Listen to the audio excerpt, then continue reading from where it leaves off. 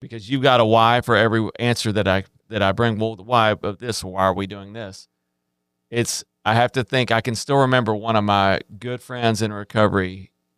And he always struggled to stay sober. I mean, this guy he would kick butt for like a year, and then he would relapse and just tear it down year after year after year after year. And he'd never pay his taxes. So he was a big time salesman. He'd make all this money, and then he'd relapse about in the beginning of the year, and then he'd never pay his taxes for that year. And then he would just get himself in a lot of trouble.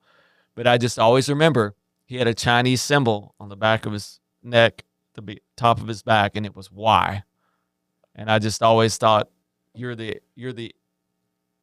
explanation of that, because you want to know that answer and you'll never get it, and that's why you're struggling so much, is you feel like you have to have that answered.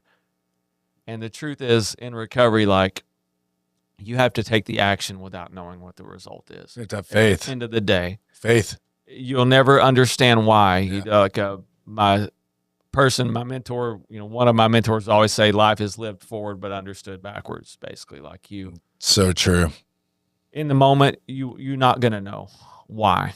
You just do it, and then later it'll have the meaning, and you'll be able to put the action to the meaning and say, wow, that's how it happened.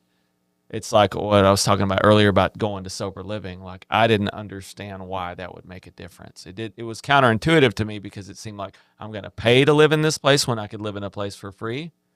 I'm going to be in a place I've never been and start over. Like, I don't know how that's going to be as effective as me, like, going to my parents' house and saving money. Like, my conscious, rational mind trying to understand this would never equate to the right answer. But the right answer was totally me going out on faith, going somewhere and doing something that I'd never done before, and having that experience. I'd had the experience of going back and live with my family multiple times.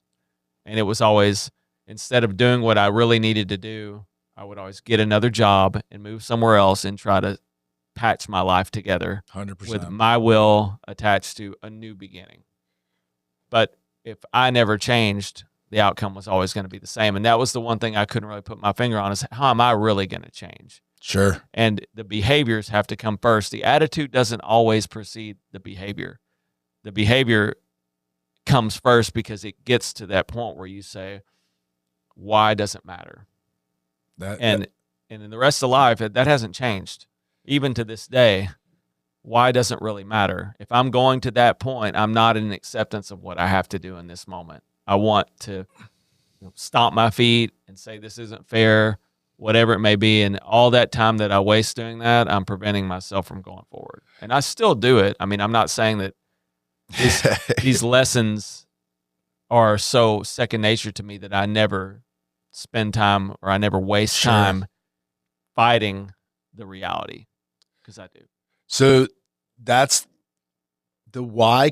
So what I've been thinking a lot about lately in life is when my mom passed last year, and she used to have some great sayings, but one of her always was, youth is wasted on the young. Yeah. And the why question is it's a catch 22, like most things. It's like yin and yang, right? You should ask why for certain things, right? But it doesn't correlate in everything in your life. Yeah. Right? If something's not working in your life, and you keep getting the same results over and over again, that's insanity, right?